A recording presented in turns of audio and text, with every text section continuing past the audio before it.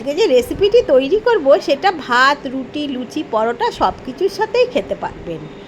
খেতে কিন্তু খুবই সুস্বাদু। আজকে রান্না করব ঢ্যাঁড়সের একটা রেসিপি। ঢ্যাঁড়সের সাথে আমি এই দেখুন দিয়েছি পটল। পটলটা প্রথমে সর্ষের তেলে ভালো করে ভেজে নেব। আর পটলটা একটু বেশ বড় সাইজেরই কেটেছি। তারপরে আলুর পালা, আলু দিয়ে দিলাম, দিয়ে ভালো করে একটু আলু আর পটলটা ভেজে নিচ্ছি। এরপরেই দিয়ে দেবো ঢ্যাঁড়স। সমস্ত আনাজগুলো একসাথেই ভালো করে ভেজে নিচ্ছি।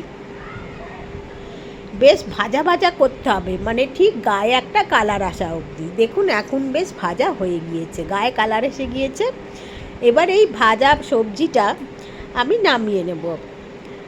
এখন এটা আমার ভাজা হয়ে গিয়েছে। তারপরে আরেকটু তেল দিলাম কড়াইতে, আর দেবো অল্প একটু মেথি। মেথি বেশি হলে কিন্তু তেতো হবে। শুকনো লঙ্কা আর একটু দেবো বেসন। বেসনটা বড় চামচের 1 চামচ, মানে যতটা আপনি সবজি নিয়েছেন সেই মতো। এখন আমি ভালো করে বেসনটা তেলের মধ্যে একটু নেড়ে নিয়ে ভাজা সবজিটা দিয়ে দিলাম। এতে কিন্তু আমি খুবই কম তেল দিয়ে তৈরি করছি। এখানে অল্প নুন আর পরিমাণ মতো হলুদ, জিরের গুঁড়ো, ধনের গুঁড়ো, শুকনো লঙ্কার গুঁড়ো আর আদা বাটা। জিরের গুঁড়োটা কম দেবেন, ধনের গুঁড়োটা একটু বেশি ওর থেকে দিয়েছি।